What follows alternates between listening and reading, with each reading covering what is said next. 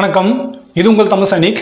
இந்த வீடியோவில் வந்து பார்த்தீங்கன்னாக்கா ரொம்ப முக்கியமான விஷயம். ஏன்னா பழைய பென்ஷனர் வந்து பார்த்தீங்கன்னாக்கா இன்னுமே அவங்களோட டாக்குமெண்ட்டில் என்ன ப்ராப்ளம் இருக்குது, அந்த ப்ராப்ளத்தை எப்படி வந்து சால்வ் பண்ணணும் அப்படின்னு சொல்லிட்டு தெரியாமல் அதை வந்து சரி பண்ணாமல் இருக்கிறதுனால அவங்களுக்கு அடுத்து ஃபேமிலி பென்ஷன் வாங்கும்போது எவ்வளோ வந்து ப்ராப்ளத்தை வந்து ஃபேஸ் பண்ண போகிறாங்க அப்படின்னு சொல்லிட்டு ஒரு பென்ஷனரோட டீட்டெயில் வந்து நம்ம செக் பண்ண போகிறோம்.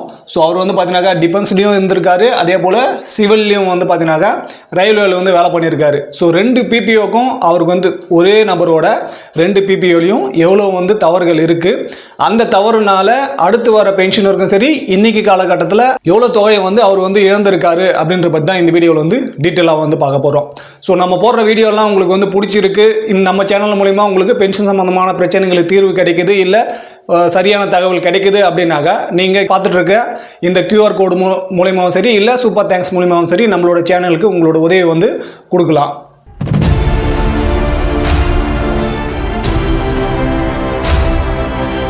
ஸோ உங்களோட பிபிஓலையும் இந்த மாதிரி தவறுகள் இருந்தால் அது வந்து இப்போதாவது அதை வந்து மாற்றத்துக்கு வந்து ட்ரை பண்ணுங்கள். ஏன்னா நீங்கள் வந்து இதை முயற்சிக்கலை, இந்த தவறுகள் வந்து திருத்தத்துக்காக நீங்கள் வந்து முயற்சிக்கலை அப்படின்னாக்கா உங்களுக்கு அடுத்து வந்து யார் பென்ஷன் வாங்க போகிறாங்களோ அவங்க வந்து ரொம்ப சிரமப்பட வேண்டியதாக இருக்கும். ஸோ அதில் வந்து ஒன்று ஒன்றா என்னென்னு சொல்லிட்டு பார்க்கலாம். ஸோ ஃபஸ்ட்டு வந்து பார்த்தீங்கன்னாக்கா டியூல் பென்ஷன். ஒரு சில பென்ஷனர்லாம் பார்த்தீங்கன்னாக்கா ஆர்மியில் வந்து சர்வீஸ் பண்ணிவிட்டு நெக்ஸ்ட் வந்து பார்த்தீங்கன்னாக்கா இங்கே சென்ட்ரல் கவர்மெண்ட்லேயோ இல்லை ஸ்டேட் கவர்மெண்ட்லேயோ பென்ஷன் ஸ்கீம் மூலிமா அவங்க வந்து பார்த்தீங்கன்னாக்கா என்ரோல்மெண்ட் ஆகிட்டு அங்கேயும் ஒரு சர்வீஸ் பண்ணிவிட்டு ரெண்டு பென்ஷனுக்கான தகுதியை வந்து வச்சுட்டு இருப்பாங்க. ஸோ அந்த மாதிரி தான் இவரும் வந்து பார்த்தீங்கன்னாக்கா ஃபஸ்ட்டு டிஃபென்ஸில் வந்து சர்வீஸ் பண்ணியிருக்காரு. டிஃபென்ஸ் சர்வீஸ் முடிச்சுட்டு அதுக்கப்புறம் வந்து பார்த்தீங்கன்னாக்கா சிவிலில் ரயில்வேல வந்து வேலை பண்ணியிருக்காரு. ஸோ நம்ம இங்கே வந்து டெலிகாம் டிபார்ட்மெண்ட்டும் மென்ஷன் பண்ணியிருக்கோம். ஸோ நீங்கள் வேறு எந்த டிபார்ட்மெண்ட்டில் வேலை பண்ணியிருந்தாலும் சரி உங்களோட சர்வீஸுக்கு தகுந்தாப்பில் உங்களுக்கு வந்து பென்ஷன் எலிஜிபிலிட்டி இருக்குது அப்படின்னாக்கா யார் உங்களோட மனைவியோ, இப்போ நீங்கள் இவருமே வந்து பார்த்தீங்கன்னாக்கா ரெண்டு பென்ஷன் வந்து வாங்கிட்டு இருக்காரு, ஒன்று வந்து டிஃபென்ஸ் தான், இன்னொன்று வந்து சிவில் பென்ஷன் வாங்குறாரு.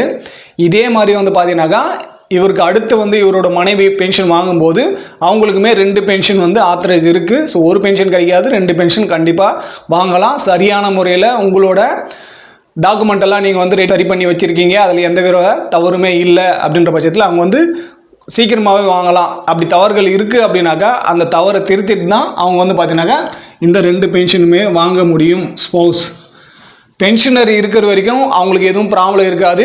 ஏன்னா அவங்க வந்து சர்வீஸ் பண்ணிட்டு வரும்போது பென்ஷன் வந்து ஸ்டார்ட் ஆனதுனால அவங்களுக்கு டாக்குமெண்ட் ப்ராப்ளம் இருந்தாலுமே அவங்களோட பென்ஷன் வந்து ஸ்டாப் பண்ண மாட்டாங்க, கண்டினியூ அவங்களுக்கு வந்து பென்ஷன் வந்துட்டு இருக்கும்.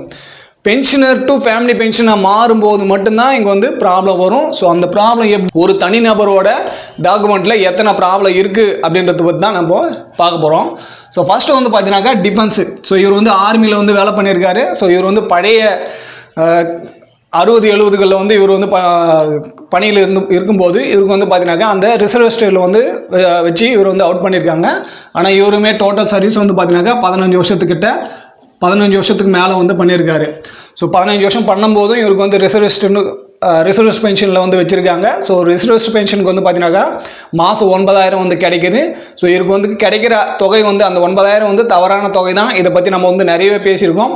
ஸோ இவரோட கேஸ் வச்சோம். நெக்ஸ்ட்டு நம்ம ஏஎஃப்டியில் கேஸ் ஃபைல் பண்ணி அவங்க எப்படி வாங்கியிருக்காங்க, அதுக்கு தகுந்தாப்பில் அவங்களுக்கு பென்ஷன் கிடைக்குதா இல்லையான்னு சொல்லிட்டு இன்னொரு வீடியோவில் வந்து பேசலாம்.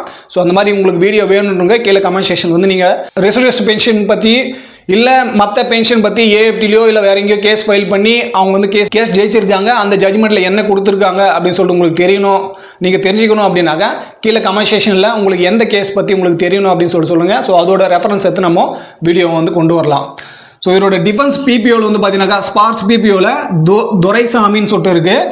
ஸோ இங்கே வந்து பார்த்தீங்கன்னாக்கா DORAN இருக்குது. ஸோ இதுவே இவரோட சிவில் ரயில்வேவோட பிபிஓவில் வந்து பார்த்தீங்கன்னாக்கா துரைசாமி ஏன்னு இருக்குது. இங்கே ஓக்கு பதில் வந்து பார்த்தீங்கன்னாக்கா U இருக்குது.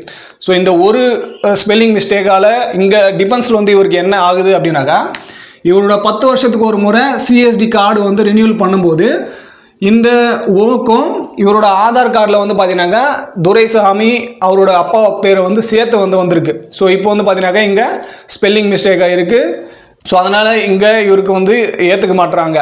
சிஎஸ்டி கார்டுக்கு வந்து இங்கே அப்ளை பண்ணும்போது இவருக்கு வந்து ப்ராப்ளம் வருது. ஏன்னா பேன் கார்டுலையுமே இங்கே தவறாக இருக்கிறதுனால. ஸோ ஆன்லைனில் அதனால தான் சொல்கிறது, இப்போ 10 வருஷத்துக்கு ஒரு முறை நீங்கள் வந்து சிஎஸ்டி கார்டு வந்து ரினியூவல் பண்ணுறது ஆன்லைனில் ஆனதுனால யாரோட பேன் கார்டெல்லாம் லிங்க் ஆகிருக்கோ அவங்க வந்து ஆன்லைனில் தான் பண்ண முடியும். பேன் கார்டு லிங்க் ஆகாதவங்க இல்லை இந்த லிஸ்ட்டில் இருக்கிற கேட்டகரியில் வரீங்க அப்படின்னாக்கா நீங்கள் மட்டும்தான் ஃபிசிக்கலாக உங்களோட கேன்டீனில் போயிட்டு உங்களோட கார்டு வந்து ரினியூவல் பண்ணணும். மற்றவங்க எல்லாருமே ஆன்லைனில் வந்து பண்ணிக்கலாம். அதோட வெப்சைட்டும் வந்து ஓப்பன் பண்ணிட்டாங்க. அது இப்போ வந்து ஆக்டிவாக இருக்குது. ஸோ அந்த மாதிரி பண்ணும்போது இவருக்கு இங்கே எரர் வருது. அடுத்து வந்து பார்த்தீங்கன்னாக்கா 2 பிபிஓலையுமே இவரோட டேட் ஆஃப் பர்த் வந்து பார்த்தீங்கன்னாக்கா இங்கே 19 நவம்பர் 1940 இருக்குது. இங்கே வந்து பார்த்தீங்கன்னாக்கா 1 ஜூலை 1940 இருக்குது. ஸோ 2 பிபிஓட டேட் ஆஃப் பர்த்தும் நீங்கள் வந்து இப்போ பார்த்துட்ருக்கீங்க. நெக்ஸ்ட் வந்து பார்த்தீங்கன்னாக்கா ஸ்பௌஸ் டீட்டெயில்ஸ். அடுத்து பென்ஷன் வாங்க போகிற ஃபேமிலி பென்ஷனோட டீட்டெயில்ஸ் வந்து பார்த்தீங்கன்னாக்கா நேம் வந்து டிஃபென்ஸில் கோவிந்த் அம்மாள்னு இருக்குது. ரயில்வே பிபிஓவில் வந்து பார்த்தீங்கன்னாக்கா டி சந்திரான்னு இருக்குது. ஆக்சுவலாக இவருக்கு வந்து 2 ஒய்ஃபு. இவர் வந்து சர்வீஸில் இருக்கும்போதே வந்து பார்த்தீங்கன்னாக்கா இவங்க வந்து இறந்துட்டாங்க. ஸோ 2வது திருமணம் பண்ணாங்க. ஆனால் ஸ்பார்ஸ் பிபிஓவில் முதன் மனைவியோட பேரே வந்துருக்கு. ஸோ அதனால் இன்றைக்கி டேட்லையுமே இவங்க வந்து உயிரோடு இருக்கிற மாதிரி தான் கவுண்டிங் இங்கே. ஸோ இங்கே ரயில்வே பென்ஷனில் மட்டும் இவங்க வந்து டி சந்திரான்னு இங்கே வந்து மென்ஷன் பண்ணதுனால இந்த பென்ஷன் வந்து பார்த்தீங்கன்னாக்கா இவங்களுக்கு வாங்கிறதுக்கு வந்து எந்த பாதகமும் இருக்காது. இது வந்து ஆட்டோமேட்டிக்காக வந்துடும். ஆனால் இங்கே டிஃபென்ஸ் பென்ஷன் வாங்கும்போது வந்து பார்த்தீங்கன்னாக்கா கோவிந்த் அம்மாவில் வந்து எடுத்துகிட்டு நீங்கள் சந்திராவை இங்கே வந்து ஆட் பண்ணால் மட்டும்தான் சந்திராவுக்கு வந்து இங்கே பென்ஷன் கிடைக்கும். ஸோ அப்போ வந்து இவங்களோட டெத் சர்டிஃபிகேட் வந்து கொடுக்கணும். அதுக்கடுத்து வந்து பார்த்தீங்கன்னாக்கா இவங்களோட மேரேஜ் பார்ட் அவுட் பண்ணணும். ஸோ அதுக்கப்புறம் தான் இவங்களோட நேம் வந்து டிஃபென்ஸ் பிபிஓவில் வந்து ஆட் ஆகும். அதுக்கடுத்து வந்து பார்த்தீங்கன்னாக்கா ஸ்பௌஸோட டேட் ஆஃப் பர்த்து.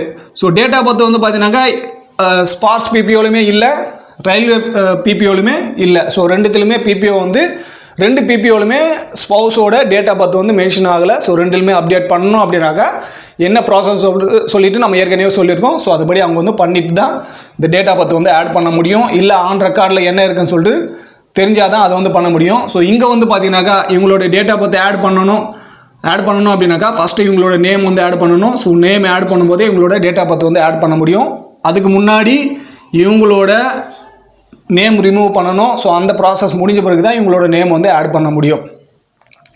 ஸோ இதில் மிகப்பெரிய இங்கே வந்து சவாலாக இருக்கிறது என்னன்னு சொல்லிட்டு பார்த்தீங்கன்னாக்கா இவருக்கு வந்து 80 வயசுக்கு மேலே ஆயிடுச்சு. ஸோ 1940 2த்துலையுமே 1940 தான். ஸோ இந்த 40 கணக்கெடுத்தாலே இவருக்கு வந்து பார்த்தீங்கன்னாக்கா 80 வயசுக்கு மேலே ஆயிடுச்சு. ஸோ இங்கே வந்து அடிஷ்னல் பென்ஷனுக்கு வந்து கிடைக்க போகுது. ஸோ இப்போ 80 வயசுக்கு மேலான ஒருத்தரை இந்த இவ்வளோ டாக்குமெண்ட் ப்ராசஸ்க்கு வந்து கூட்டு போகிறாங்க, சோல்ஜர் போர்டுக்கோ இல்லை வேறு எங்கேயோ ஆஃபீஸ்க்கோ வந்து கூட்டு போகிறீங்க அப்படின்னாக்கா எவ்வளோ சிரமப்பட வேண்டியிருக்குன்னு சொல்லிட்டு பாருங்கள். இதுவே இவர் வந்து ரயில்வேல ரிட்டையர்மெண்ட் ஆகிட்டு வந்து 2 பிபிஓவும் டேலி பண்ணி எதில் தவறு இருக்குது, எந்த தவறு வந்து நம்ம சீக்கிரமாக சரி பண்ண முடியும்னு சொல்லிட்டு அந்த ப்ராசஸ் ஸ்டார்ட் பண்ணியிருந்தாக்கா இப்போ கிட்டத்தட்ட ஒரு 10 வருஷம் ஆயிருந்தாலும் இவர் வந்து ரிட்டையர்மெண்ட் ஆகிட்டு ரயில்வேலேருந்து இந்த 10 வருஷத்தில் பாதி ப்ராப்ளமாவது இங்கே வந்து சால்வ் பண்ணியிருக்கலாம். இல்லை அவங்க குடும்பத்தை சேர்ந்தவங்க அவங்களோட மகளோ இதை வந்து பார்த்து அந்த டைமில் இதை வந்து சால்வ் பண்ண முயற்சி பண்ணியிருந்தாலும் இப்போ இது ஒரு 80% வந்து பார்த்தீங்கன்னாக்கா ப்ராப்ளத்தை வந்து சால்வ் பண்ணியிருக்கலாம். ஸோ இப்போ ஸ்டார்ட் பண்ணும்போது இந்த வயசான நபரை எங்கே கூட்டுக்கிட்டு எந்த அலுவலகத்துக்கு போய் இவங்க வந்து இந்த ப்ராசஸ் வந்து ஸ்டார்ட் பண்ணுவாங்க, இது எவ்வளோ நாளில் வந்து கம்ப்ளீட் பண்ணுவாங்க அப்படின்னு சொல்லிட்டு பாருங்கள். ஸோ இந்த மாதிரி உங்களோட ப்ராப்ளம் இருக்குது அப்படின்னாக்கா தயவு செஞ்சு அதை வந்து திருத்துங்க. இன்றைக்கி டேட் நாளைக்கு பண்ணலாம்னு சொல்லிட்டு நீங்கள் காலை கடந்துகிட்டே போனாக்கா அது இன்னும் லேட்டாக தான் ஆகும். ஸோ அதுக்குள்ளேயும் பென்ஷனருக்கு என்ன ஆகும், அவங்களோட உடல்நிலை எப்படி இருக்கும் அப்படின்னு சொல்லிட்டு அதை வந்து பார்த்துட்டு இருக்க முடியாது. அதனால் உங்களோட பென்ஷனர் வந்து சரியான உடல்நிலையில் இருக்கும்போதே அவரோட டாக்குமெண்ட்டில் என்ன ப்ராப்ளம் இருக்கோ அது வந்து மேக்ஸிமம் நீங்கள் வந்து கிளியர் பண்ணுறதுக்கு வந்து முயற்சி பண்ணுங்கள். ஸோ பென்ஷனர் இறந்துட்டாரு அப்படின்ற பட்சத்தில் ஃபேமிலி பென்ஷனோட ப்ராசஸ் வந்து பார்த்தீங்கன்னாக்கா இங்கே ரொம்ப சிரமப்பட வேண்டியதாக இருக்கும் இவங்க வந்து 2 பென்ஷன் வாங்குறதுக்கு. ஸோ இப்போ இவருக்கு வந்து பார்த்தீங்கன்னாக்கா இவர் ரிட்டையர்மெண்ட் ஆகிட்டு வந்ததுக்கு அப்புறமே இவரோட பென்ஷன்லேயே 19 நவம்பர் 2021 வந்து பார்த்தீங்கன்னாக்கா 20% வந்து அடிஷ்னல் பென்ஷன் வந்து வந்திருக்கணும். ஸோ இது வந்து டிஃபென்ஸ் பிபிஓ படி. இது வந்து பார்த்தீங்கன்னாக்கா 1 ஜூலை 2021 படி இவருக்கு வந்து 20% அடிஷ்னல் பென்ஷன் வந்து ஆட் ஆகிருக்கணும். ஸோ அதுவுமே வந்து பார்த்தீங்கன்னாக்கா இன்னும் ஆட் ஆகலை. ஸோ இந்த மாதிரி ஆல்ரெடி இங்கே ரிசர்வேஸ்ட் இருக்கிறதுனால இவருக்கு என்ன பென்ஷன் கிடைக்கணுமோ அது வந்து கம்மியாக தான் கிடைச்சிருக்கு. வெறும் 9,000 ரூபாய் மட்டும்தான் இவங்களோட பேசிக்காக வந்து கால்குலேட் பண்ணி அதுக்கு தகுந்தாப்பில் தான் இவங்களுக்கு வந்து டிஏலாம் கொடுத்து பென்ஷன் வந்து கொடுத்துட்ருக்காங்க. ஸோ அந்த 9,000 வாங்குறதுலேயே இவருக்கு வந்து 20% அடிஷ்னல் பென்ஷனே வந்து பார்த்தீங்கன்னாக்கா இந்த டேட் ஆஃப் பர்த் படியே வந்து பார்த்தீங்கன்னாலும் இங்கே 19 நவம்பர் 2021 20% அடிஷ்னல் பென்ஷன் வந்து கொடுத்துருக்கணும். அதுவுமே வந்து கிடைக்கல. இந்த டேட் ஆஃப் பர்த் படி 1 ஜூலை 1940 படி செக் பார்த்தாலும் இந்த ரயில்வே பிபிஓவில் அவங்களே வந்து கிளியராக வந்து கொடுத்துருக்காங்க இந்த பேசிக்கு 80 வயசு கடந்தாச்சுனாக்கா எவ்வளோ வந்து பென்ஷன் வந்து ஆட் ஆகும் அப்படின்னு சொல்லிட்டு. ஸோ அதுவுமே வந்து பார்த்தீங்கன்னாக்கா இன்னும் இங்கே ஆட் ஆகாதான் இருக்குது. ஸோ இந்த மாதிரி ஒருத்தரோட பிபிஓலேயே வந்து பார்த்தீங்கன்னாக்கா இவ்வளோ விஷயம் வந்து இங்கே தவறாக இருக்குது.